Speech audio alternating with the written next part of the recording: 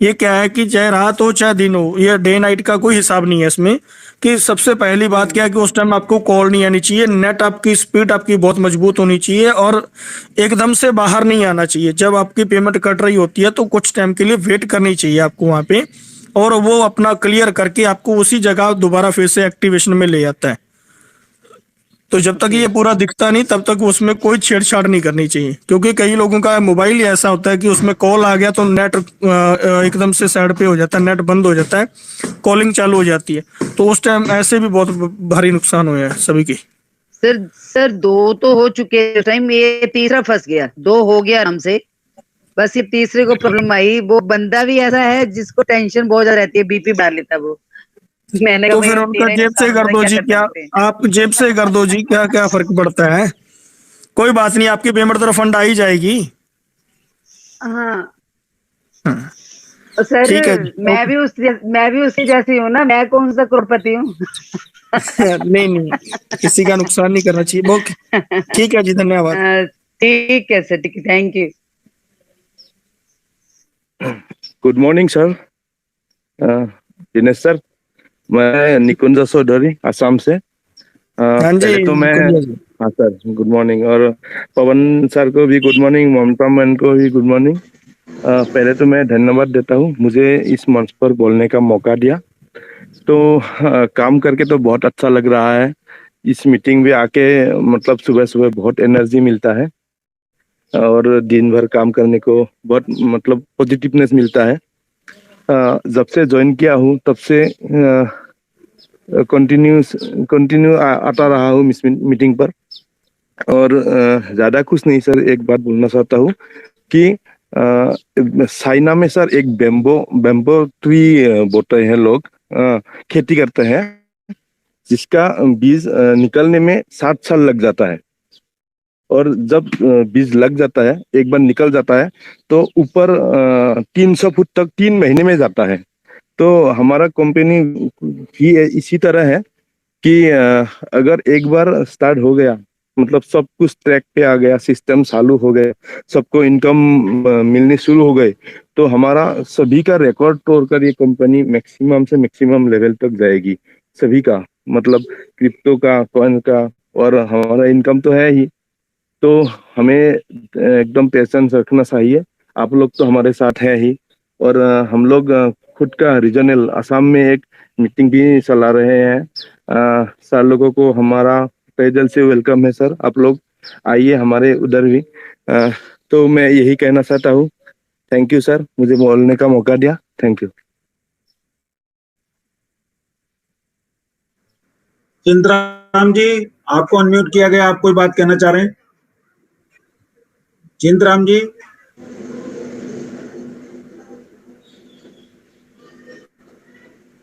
Sir थोड़ी देर doctor साहब को बुलाएं।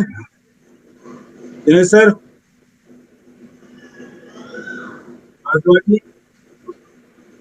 हाँ जी सर, हाँ जी बोलिए। डॉक्टर अशोक सर को बुलाएं थोड़ा। डॉक्टर अशोक जी वेलकम सर। सर मैं बोल सकता हूँ क्या? हाँ जी चौहान सर बोलिए।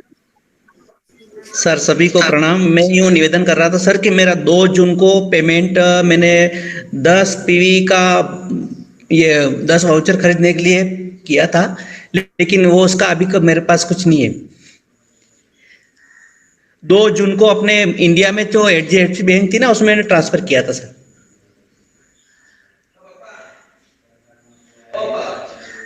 हेलो पवन सर, दिनेश सर इनका जवाब देंगे, पुराना मैटर है।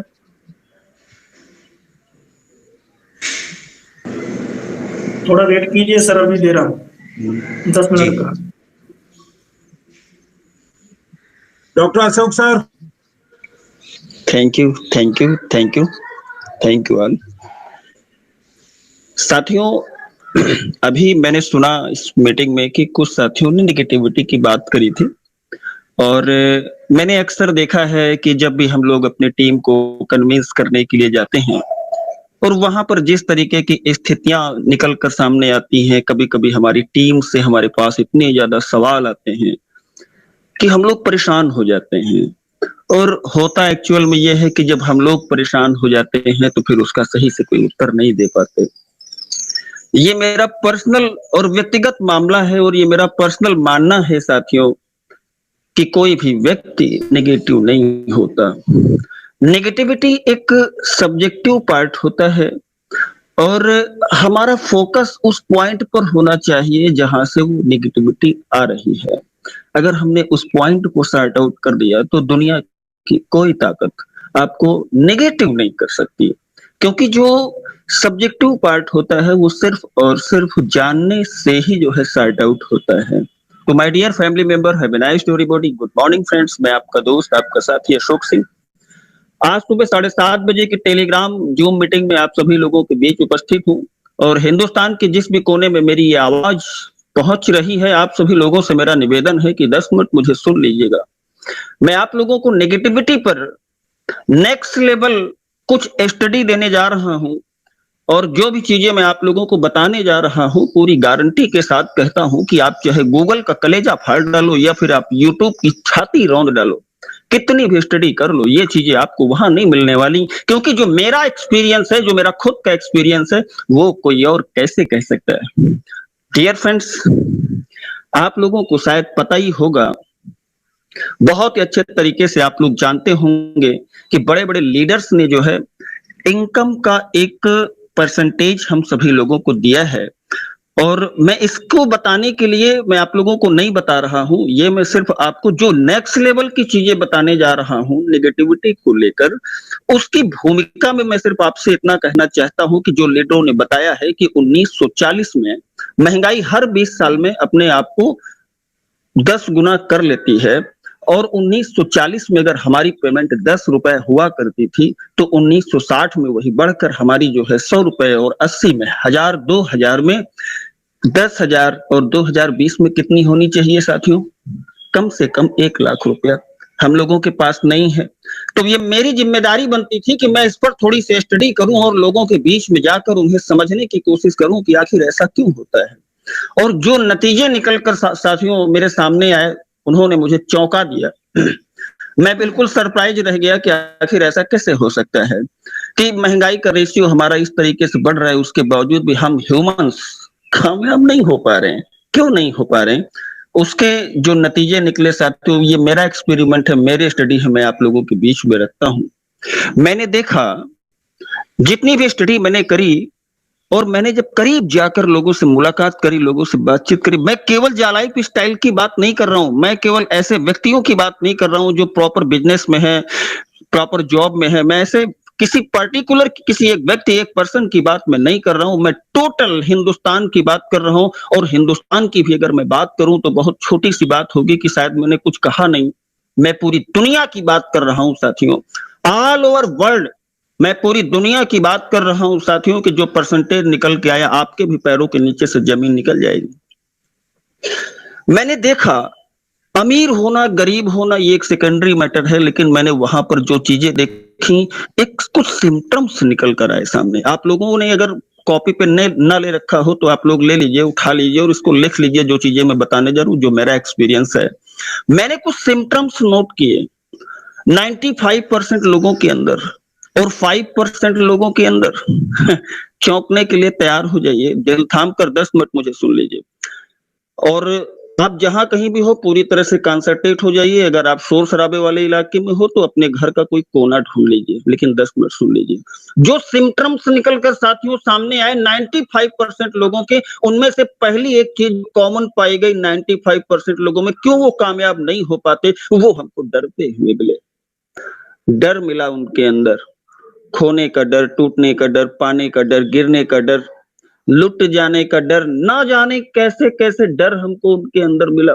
हमारे बहुत सारे साथी, काबिल साथी जो है लाइफ स्टाइल में आ गए हैं और उनके अंदर भी एक डर है, अनजाना सा डर, और वो किसी भी तरीके का हो सकता है।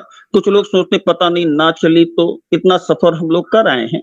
सोचने में क्या जाता है, सोचने को कुछ भी सोचा जा सकता है। अब ऊपर वाला अगर सोचने पे टैक्स लगा दे कि बेटा तू नेगेटिव सोचेगा तो तेरे ऊपर टैक्स लग जाएगा, तो मैं गारंटी के साथ कहता हूं कि 99% लोगों की सैलरी या व्यापार में कमाया हुआ पैसा घर नहीं पहुंचेगा। इतना हम लोग इतनी मात्रा में निगेटिविटी सोचते हैं, और 95% लोगों का जो परसेंटेज निकल कर आया और उनमें जो सिम्टम्स निकल कर आए, सबसे पहली चीज जो मैंने नोटिस करी साथियों, वो ये नोटिस करी कि वो डरते हुए पाए गए। नंबर दो पर जो सिम्टम्स मुझे मिले साथियों, उनमें क्रोध मिला। क्रोध, बात बात पर गुस्सा करना, ये उनकी कोई गलती नहीं है। जो भी लोग नेगेटिव सोचते हैं, इसमें उनका क्या कसूर है? This is a basic human nature, ये हम लोगों का नेचर है। आम आदमी ऐसे ही सोचता है, इसमें आपका कोई कसूर नहीं है। अगर आपको आम आदमी से ऊपर उठना है तो आपको दुनिया में झांकने की जरूरत नहीं है, आपको दुनिया के किसी भी व्यक्ति पर विश्वास करने की जरूरत नहीं है, आपको अपने अड़ोसी पड़ोसी दोस्त रिश्तेदार किसी की भी बात पे विश्वास करने की जरूरत नहीं है। आपको सिर्फ एक सवाल अपने आप से पूछना है साथियों कि आप खुद पर कितना विश्वास करते हो। छोटी छोटी सी बातें हैं, बहुत लाइटली बोलता हूं मैं, लेकिन लाइटली समझने का नहीं।